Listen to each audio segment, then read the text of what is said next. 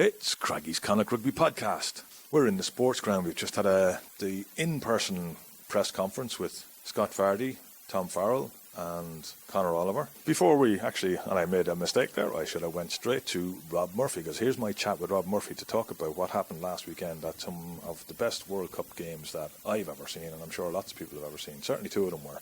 Here's what myself and Rob had to chat about on Ireland's unfortunate exit and that amazing game between South Africa and France. Rob, Rugby World Cup, was that two of the greatest World Cup quarterfinals that have ever been, with another good game and one that let's not talk about? Well, maybe, the results weren't what we wanted, but the games were amazing. This is what I'm about to say. I should be better than this at my age. I should be better than this, Alan. I should be able to go, that's it. Sometimes them's the breaks. Now let's sit down and watch this beautiful game, this incredible sport that doesn't get played by half enough people on the planet, doesn't get played by a fraction enough people on the planet, and should be exposed to many, many, many more of them and enjoy its brilliance on the world stage at its very best. But I turn into an absolute child sometimes when enthusiasm around sport is burst, when bubbles are burst. And I've had some bubble bursts of my teams over the years, and some moments of just jaw, or what is it like? Just kind of like jammings to a halt in your enthusiasm. I think this is up there with all of them. And there are some, I follow a team that has a lot of disappointments, but this matches any of the disappointments. So yes, Alan, it was an incredible weekend. Rugby was the real winner, but you know who the real loser were? Ireland, flipping Ireland, and maybe the French, but mainly Ireland. Yeah, and the French, absolutely the French. But I have to say, worse. At 13-0, I sort of threw up my thing and went, oh, not again. Oh, I can't take this anymore. We had them. They made 3 mistakes in the game, all in the first 20 seconds. And we didn't. Yeah.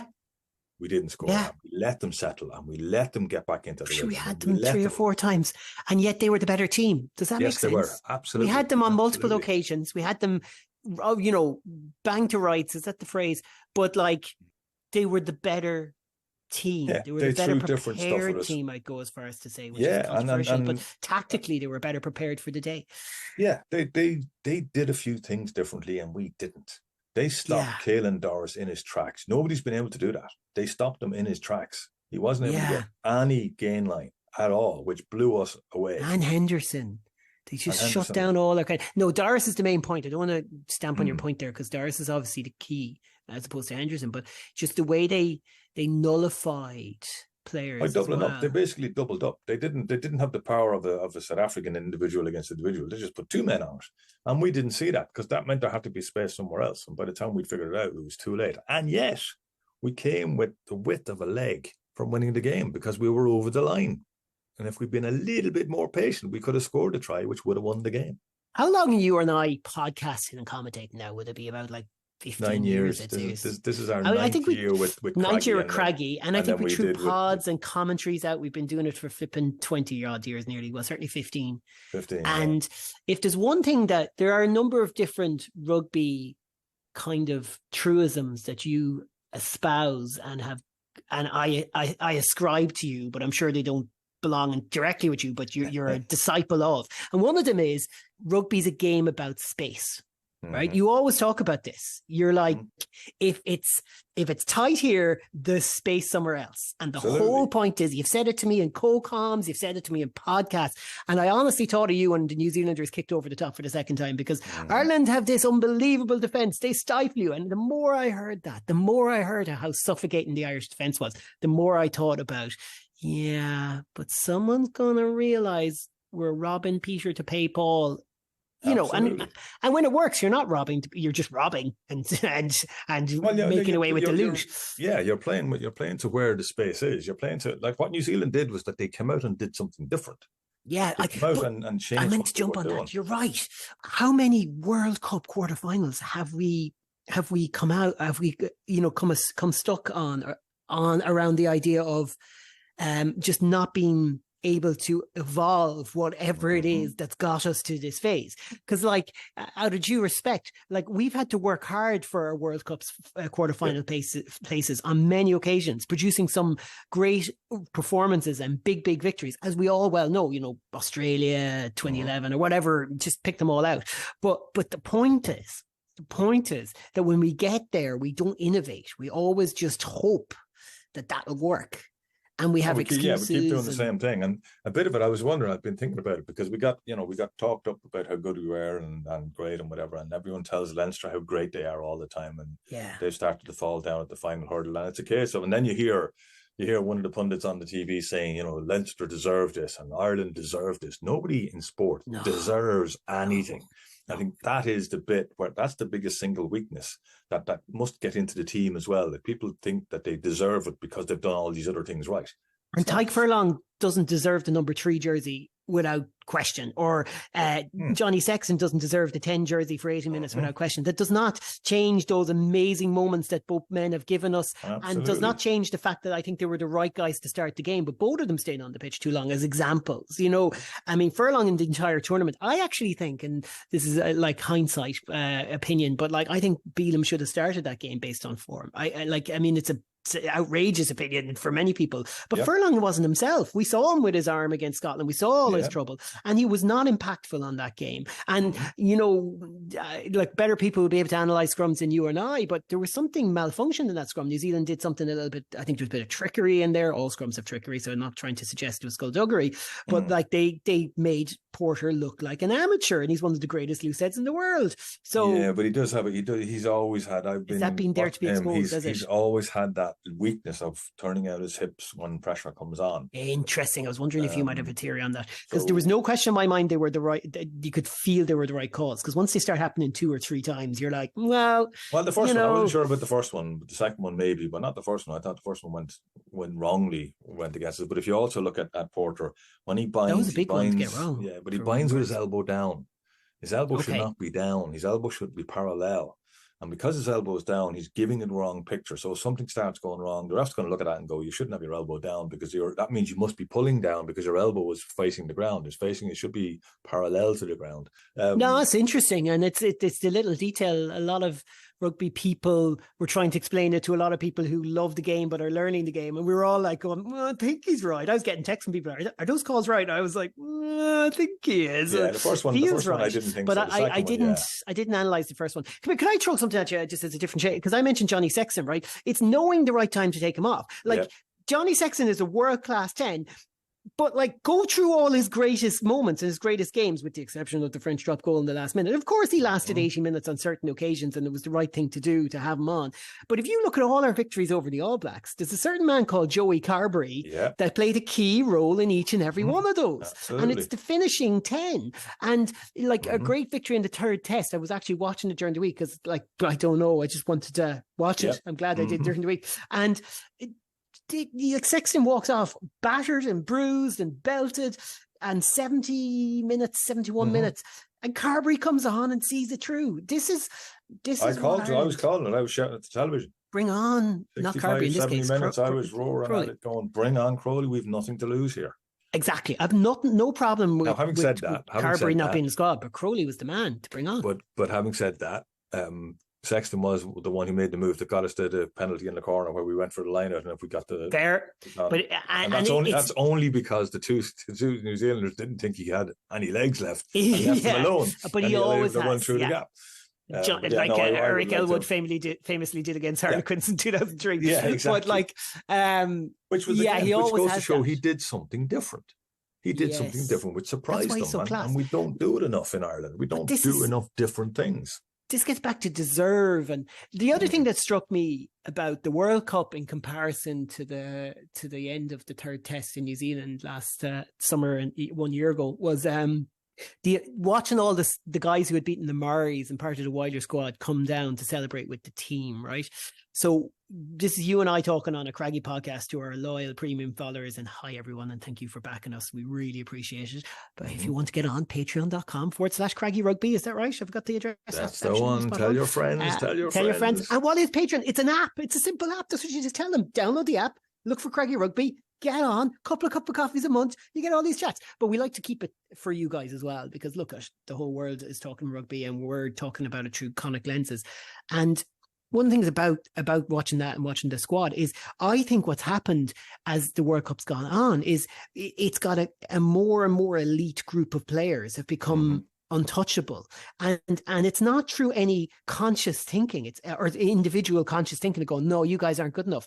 But unfortunately, that's what happens, and that's what's so disappointing. Like, you and I watched Joey Carberry a few weeks ago for Munster against Connacht, flying it, looking sharp. Again, it sounds like I'm his biggest advocate. He's fourth choice probably for a reason, but like, it's that depth that was there in the summer, that interchangeable, entrusting players. It's that Six Nations is gone. We're done because Furlong's injured. That's the end of it. And then Bealham is player of the Six Nations at Taishet. Like, because that's where we were. But look where we got to. Fear, which happened in the last took World over. Cup and the previous World Cup. And if you look at South Africa, they took Khaleesi off. 22 minutes left, and I stuck my last 20 quid on France because I figured, well, I'm not going to win without Khaleesi, and they did. They did. Khaleesi's, they're absolute and utter totemic player, and they're willing to take him off the field. I had this weird theory that France were going to win the World Cup without Dupont. I was like, this could actually help them, because as incredible a Messi-like player he is, rugby will always be a team game. Exactly. It will always be a collective. And Dupont obviously is such a team player that it works. But I think you were playing a Dupont who's like, he was never going to be himself, and he was still brilliant, but he was never going to be himself. And like, is that why they lost? Absolutely not. But I do not. No, I think they lost because of the brilliance of South Africa. I thought South Africa were again brilliant. Tactically just sharp. That's that scrum, calling for the scrum when on the mark on the 22. Brilliant, bizarre. I thought it was the most bizarre thing I've ever seen. I thought it was nuts. But he did so with such confidence because they're all because they planned it. Yes. But you see, it's like they're all in the room. Do you know what I mean? Like, what's that line of Hamilton? I want to be in the room where it happens. If you're in the South African squad, like, I don't like Rassie Erasmus. I don't like his nonsense, but I think he's inclusive. I think his inclusivity. I think he's brilliant. I think the mistake, I liked him up to the point that he went after Nick Berry, which I thought was one of the most disgraceful and disgusting things ever. That's the whole reason why I don't like him. All the other stuff I don't care. You come back and look what he's doing. He's innovative. He changes things. He tries stuff. He's doing things. He's a character. He's, that's what more, you need more of them. You do, and all those players, like, knowing what, like, a fullback in the 60th minute, knowing that there's this weird thing we're going to do. Yeah, I'm going to take him. Like, it's genius, and they belong there. Look, we can go on forever, but it's good to chat about it, because I think, look, I do think the emotion around the team is an issue, and you probably knew I was going to bring that up again, but it's just something that I have a lot of. I'm living in Mayo now, and obviously it's where I'm from, and I have a lot of friends and a lot of people coming into me in the shop who are rugby fans, and the Mayo angle does come up, because I think most Mayo football people would never have thought you'd feel the Mayo feeling on any other sport. Rugby's my main sport. 51% rugby, 49% football. That's what I say. But I love football. The fact it reaches 49% is because of the identity.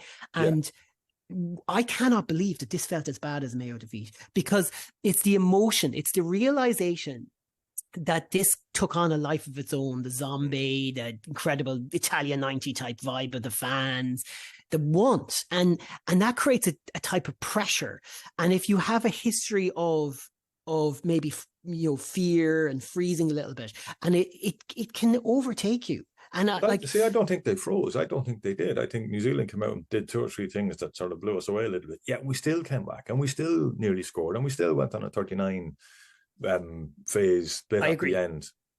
I want to be clear on this. I agree 100%. And this is stuff that you have no interest in, but you have an interest in, but you won't have the knowledge of, because you won't be obsessing about it like we do. Mayo have lost 1 All-Ireland final of the 7 or 8 they've lost in the last 2 decades. That is looked upon as one of the greatest finals of all time. 2017 final, they lost by 1 point to Dublin, but Mayo played out of their skin, led by 2 with a few minutes to go. And I think that's the day when no curse, no psychological yips, nothing other than it just didn't go. And if you ask Mayo fans to say, why did he change the keeper? Why did you do? There was different things. That was 16, but like there was a red card in 17 that people will point to and all that kind of stuff. But the bottom line is they died with their boots on. They died on their shields. We can pick that game apart like you and I are picking the rugby game apart.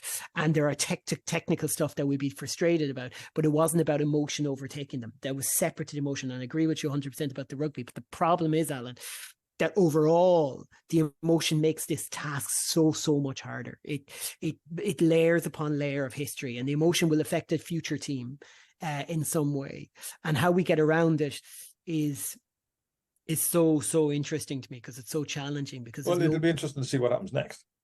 We're gonna have a Six Nations without Johnny Sexton, so we're gonna have to live without Johnny Sexton, because he's not going to be there.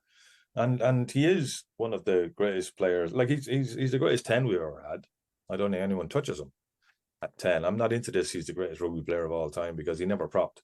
So it kind of drives me nuts. It's the same with the player of the match rubbish as well. Like, I think more so in rugby, but I didn't think you should do in any sport, because I was listening I'm reading something about Paolo Maldini and Catenaccio and the way the Italians played. Like, I mean, where do you put Paolo Maldini in a conversation about Messi? You may as well be talking about a baker and astronaut. Yeah. You know what I mean? But like he was a phenomenal rugby player. Yeah, he was amazing. Like, the fences, like, I'm sitting there and some of the driving mauls that happened over the weekend, I'm going, that's beautiful rugby.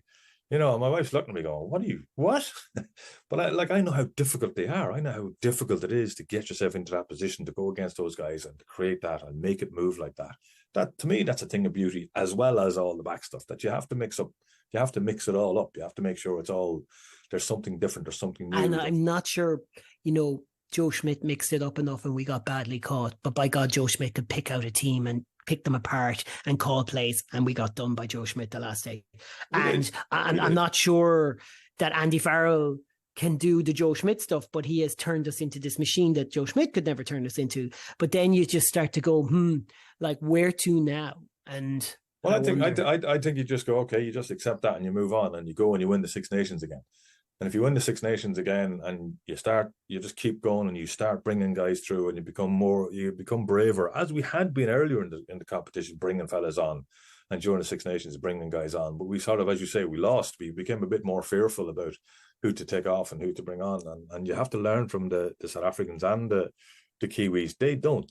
There's no sentiment.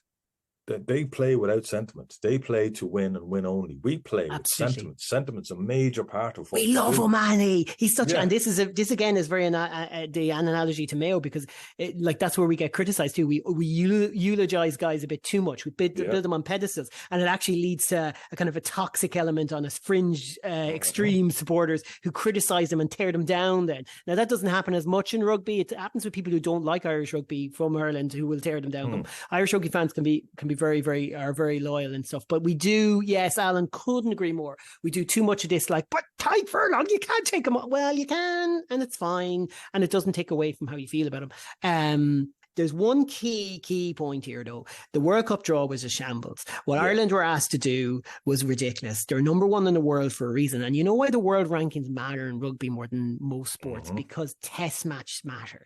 And you know the thing that gets flung at you by non-rugby people who don't like the sport and like to slag it? They'll talk about friendlies. Friendlies. Like, Grant, you'll never understand it. That's fine. We bring people along with us, but test matches matter. And world rankings are based on test matches and tours and Six Nations and all that. And Ireland were number one there for a reason. The World Cup has to be done, draw has to be done the year of the World Cup in future, out of respect for the competition. It is not respectful for the competition to take one of the best teams and ask them to go through a route of South Africa and the fifth ranked team, Scotland, whereas New Zealand, just by chance, were also asked to do too much to play France, but then had 3 warm-up games. And 3 games is to settle and plan, and that helps. But a bigger sports issue, sciences will tell you that helps. It does, but a bigger issue is the fact that England are the only Northern Hemisphere team in the semi-final. That's far too big an issue. The worst Argentinian team, I'd say, for like decades, and they're in there as well. Yeah, they're in as well. However, we'll finish off a little bit about, as that previous point I wanted to make. Connacht need to do that. I'm going to be fascinated to see this new management team, how hard they are. Will they look at someone who's not playing well and go, you're not playing well, away you come. Jack, you're not playing well, we're going to stick JJ on the field. Or we're going to, Bundy, you haven't done it for us. We're going to play Colin Ford, whether you like it or not. Let's see that. We've got 40 odd lads there, so let's give every one of them a proper break. I know there are players who are big game players and whatever, but let's make sure that they're under pressure for that spot and they don't just walk onto it and think, I just have to turn them. Yeah. I agree. And that's and like I'm looking at the team that played Munster and thinking it'll be close enough to the starting team, or the team that played in Edinburgh. And you're looking at guys like Keane Prendergast, Conor Oliver, Niall Murray, Dennis Buckley. These kind of players you're talking about, Jack Carty, Tom Farrell, players that like John Porch. They're players that have had a lot of game time, a lot of starts, and they're players that we're all want on the team sheet on day one, I think, based on what they've done preseason and based on their reputations. But they're players that we don't necessarily want on the team sheet if they're not doing the job. And I think I couldn't agree more with you on that. Like they got to earn their spot there, and Jack Carty be under pressure from JJ Hanrahan. Andrew Smith's in there to throw in the mix. I want to see Jeremy Kilgallen just get a fresh look from them. I want to see. We're getting all this access to coaches. I'd love them to bring us on a bit of a journey of explaining. Maybe you don't have to tell us exactly why you're dropping Jeremy Kilgallen along the way, but I'd love if we could learn. Let's put it this way. What do I want? I would love to learn why Jeremy Kilgallen sometimes doesn't get the look in, and some of it is technical stuff, I'd say, but also some of it is just give him time. He's going to get his break because he's scored a lot of tries. I'm honing in and I'm a little bit too much, but I'm so excited about Seamus Hurley-Langton this season. I mean, he was so good last year, but I just think he's going to be Did you liken him to Colby Fainga last year? Yes, I did. And are you happy with that going forward? Absolutely, but it was a massive call from you. Yeah, because the way he finished the season backed it up exactly. And I think he's inspired Conor Oliver as well, because Conor scored 9 tries for Connacht. He scored 5 in 55 games before his last 7 appearances, where he scored 4. And that's sort of like, wow, how can you suddenly nearly double your total in less than 10 games? That's because you're obviously being inspired by guys like Seamus Hurley-Langton, who've shown that it is possible to get out there and just get through people, and don't worry about fellas' reputations. Just get out and play rugby. Conor, I love Conor Oliver. I love the way he goes through walls.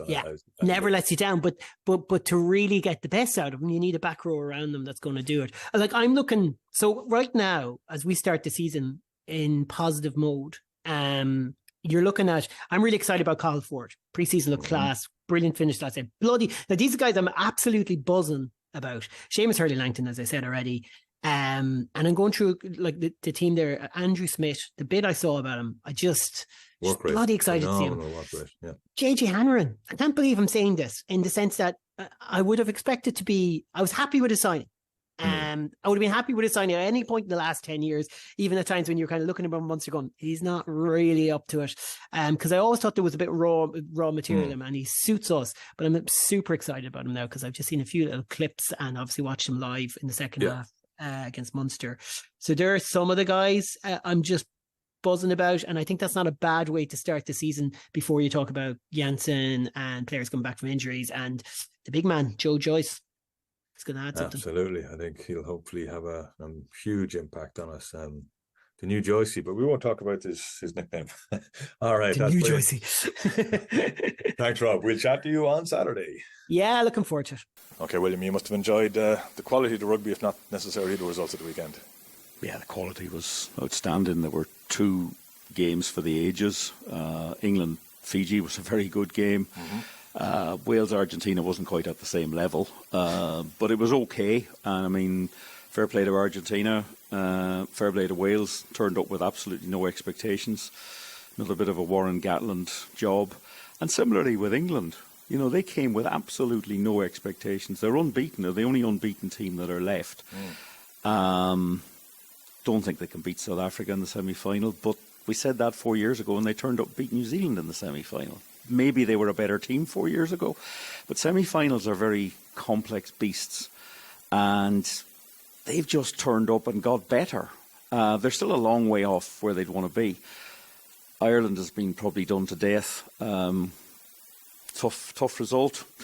And South Africa, France was an amazing game, but a nightmare for France, really. The amount of money they put into this competition, the amount of money they paid to get the World Cup there, the expectation was huge, and it ended with a 1-point defeat. But that's sport. Sometimes you just don't win, and it's the same for Ireland. It's a game, and you win or you lose, and they didn't win. They didn't. We've got one person here who's quite happy with that result, Linley MacKenzie. You're quite pleased that New Zealand turned up and played one of the best games they've played in an awful long time. Oh, absolutely. Obviously, they went in pretty underrated when it came to Ireland. Everyone was, backing Ireland to win, and it certainly looked that way going into the World Cup because New Zealand really hadn't shown their colours, at all. Funnily enough, I think I was talking to you last week and I said about how house divided. 1 minute I'm there shouting for New Zealand, and the next minute I accidentally say, come on, come on. And my husband's looking at me going, who are you supporting here? And I was laughing to myself saying, well, I can't really lose here. But look, I think I'm happy that, New Zealand and the All Blacks won this because there has been a lot of pressure on the All Blacks that they haven't performed and they haven't delivered in these World Cups. It's not to say that they're going to actually deliver another World Cup but I think what you have to look at is the gap over the last so many World Cups is definitely closing, and there are teams like Ireland, etc., who have really closed that gap, produced 2 amazing quarterfinals, and let's face it, any of those teams could have won. So it really is fine margins here, and so I think Ireland can't be too, depressed or unhappy about it. I mean, a kick of a ball and Ireland have won it, and unfortunately that's what rugby and sport is all about. It is. But let's talk about what we came here to talk about. We'll talk about the women team at the end. We'll mention it at the end. Connacht have their first game. We've been waiting a long time for this. We can forget about the World Cup now and just concentrate on being in the sports ground for the next 3 weekends, William. It should be a cracker. And Connacht don't have in the last 5 starts to the season, we've only won once. First game. Yeah, it was certainly an issue last season, where they put in their worst performance of the season, I think, in Ulster, where they played as if they were still on the bus, en route. Mm-hmm. It's a very tricky fixture list if you actually break it down. It doesn't have the look of a fixture list like you had last season, where you could identify games towards the end of the season or in the second part of the season that you could win. It's much more even this time. Mm-hmm. So they've 3 home games, and I think realistically they need to win the 3 of them. If you don't win one of those home games, it means you've got to go away and win an away game, because it's a numbers balance. Mm-hmm. They've 18 games to play, 16 on Saturdays, which is unique. 1 on a Friday night right at the end of the season against Leinster in Dublin on the 31st of May, which is a bank holiday weekend. Thank you very much for that one, with the traffic. I'm already thinking about that. And they've 1 game on New Year's Day, which is a Monday. So it's a slightly different dynamic. The Friday night crowd here tends to be more involved, I think, sometimes than what you get on a Saturday. And it's just a different layout. But these 3 games are vital. Asked Pete Wilkinson yesterday about the fact that, at the start of the season you like to give players a chance, but he's really got to win these games. Mm-hmm. Ospreys will be under strength. Glasgow will probably be slightly under strength as well. They won't have all their Scotland players back. No, they'll be more under strength now than Ospreys, because I think you mentioned in the press conference, Ospreys are only short 6 players. It's not as though they're missing 10 or 12 or whatever. Yeah, it's their 6 best players. It's their 6 key players. Mm-hmm. But similarly, Glasgow are missing 15 or 16. Yeah. And they won't have all of them back. They'll probably have some of them. So then you've got an Inter-Pro, and that's a big issue for Connacht, is winning enough Inter-Pros. You've got to aim to win a minimum of 3, and the easiest 3 to win in theory would be your 3 home Inter-Pros, and then try to pick up 1 on the road. So it's a big change in the coaching staff. We've got some new players have come in. The star player is obviously injured, Santiago Cordero, which is very disappointing, and he won't be around until April. But they're at the earliest. At the absolute earliest. But there's also a feeling that last season finished well. From being backed in a corner on New Year's Day when they lost at the RDS, they had to win 6 games, and they did. And then they got the quarter-final in Belfast, and they won it. And I think Connacht went under the radar, getting to the semi-final. I think they should be using that as something to build on. But you can't put yourself in that position again. The easiest way to do that is start with 3 home wins and get the winning mentality into the side. Yeah, talking about winning mentalities, we heard something from Scott Fardy, who's used to winning. He's someone who played a lot of winning rugby with Leinster. What do you think he's going to be able to bring to us this season, especially from a defensive point of view? Oh, I think the changes that have been made to the Connacht coaching structure are extremely good. I think, as you say, you've got Scott Vardy here, who's played at the highest level, and then combined with him with someone like John Muldoon, you've now got 2 really gritty, hardy forward campaigners who know how to grind out wins, who have that winning mentality. So both have been successful in their own rights, and I think they're huge additions to make Connacht are, I think, Sarah would say, maybe not just a physically tougher team, but also a mentally tough team. And with Pete Wilkins and also Mark coming on board, Mark Sexton, I think you have a coaching ticket that's been freshened up, but still has a lot of continuity. And it also has that vital element of the John Muldoon element, who knows how to play in Connacht and knows sometimes what the struggles are in Connacht, those mental fragilities that sometimes Connacht possess. I think is really important to have someone like him. It is. And then you got Collie Tucker there, who's sort of the other one who comes along and brings the Munster level of hardness to the whole thing. And then if you look at the number of new players that have been brought in, a lot of them are at the same level, if not a higher level, than some of the players that have left. This is a better squad, so it's not just the coaching team that are a better coaching team. This is a better squad all round, and this is a team that got to the semi-final last year, so there should be realistic expectations for them going one step further. Well, I think it's a more mature, developed squad. I mean, I think for the last couple of years we did have quite a few new young players who came in, the likes of the Cahill Fords, and there's a few more of them.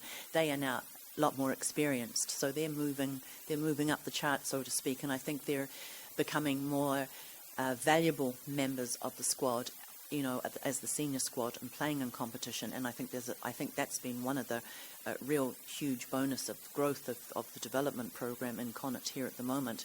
I think they're all much more experienced. I don't see any huge weak links anymore. I guess my only fear is the lack of, I suppose, challenge matches that Connacht have been able to play. I don't know how they're working it out in training or how they're playing in training, but I mean the lack of challenge matches to get up to that level. So that's going to be, I think, that's a question mark that I think that I would have about the level of how they're going to be in a competitive arena. Yeah, because I think the Ospreys took on Cardiff last week and had a good win against Cardiff last week. So I think they're only 2 weeks without a game with Connacht, or 3 weeks without a game, William. So Connacht never do well when that sort of thing comes along. Yeah, it's very difficult at this time of the year. There was marked reluctance of the other provinces here to get involved, I think. So, yeah, Saturday is a pressure point. They need to be accurate, and they need to be up to the pace of the game. But to be blunt, the Ospreys are not a great side. They had a very rough run last year. Yeah, 12th. That's not where they want to be. Toby Booth has a big job on there. They've unearthed or they've matured on Wales, a couple of their players, but they won't have them on Saturday. So if Connacht are serious, they've got to win, and that goes across the first 3 games. They're coming to the sports ground. It's a surface that we know Connacht know very well. Of course, Glasgow play on an artificial as well. It's one of the weirdest artificials you'll ever see. The Ospreys don't. They play on a soccer pitch, which is set up slightly differently as well. And then you've got Ulster, who have now got an artificial surface, or I should say synthetic surface, if I'm been following what I'm told to call it.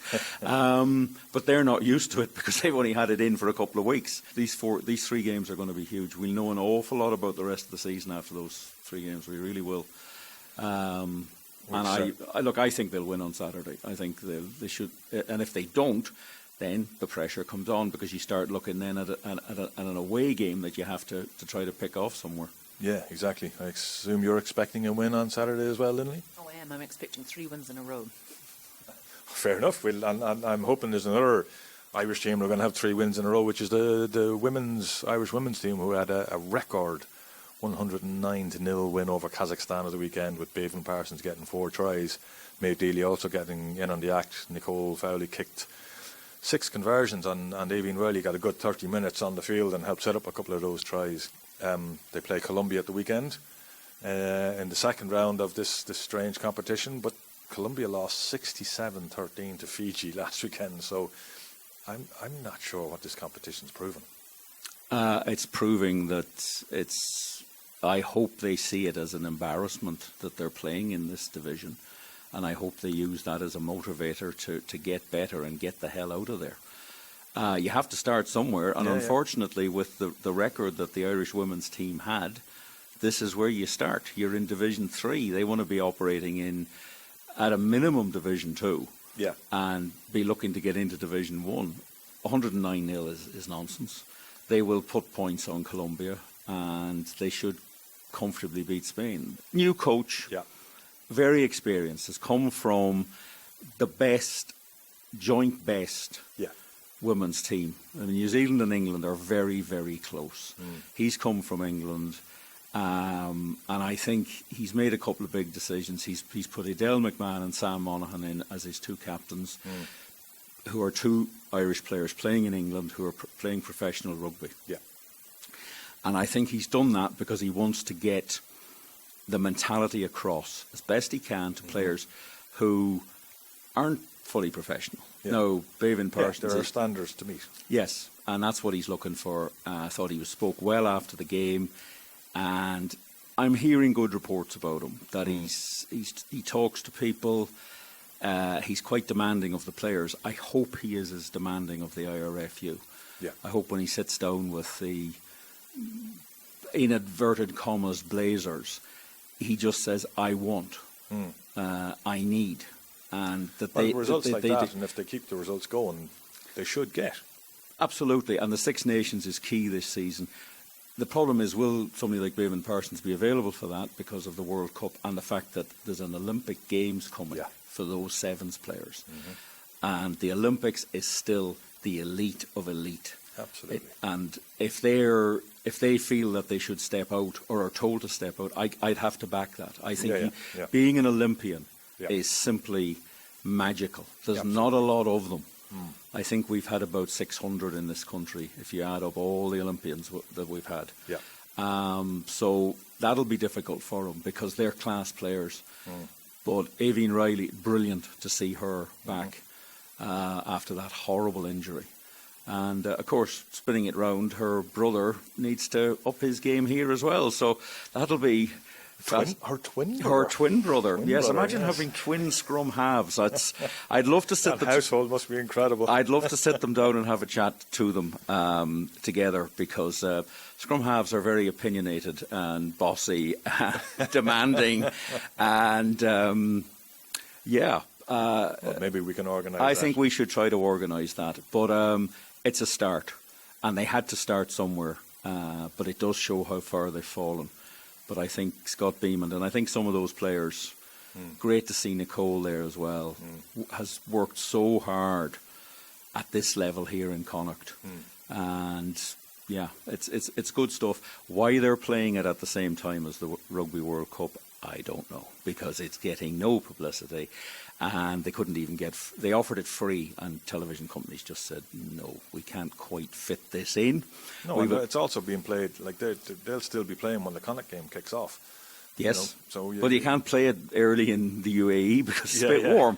But we'll keep an eye, and hopefully it'll be another win and more representation and more scores by the Connacht players.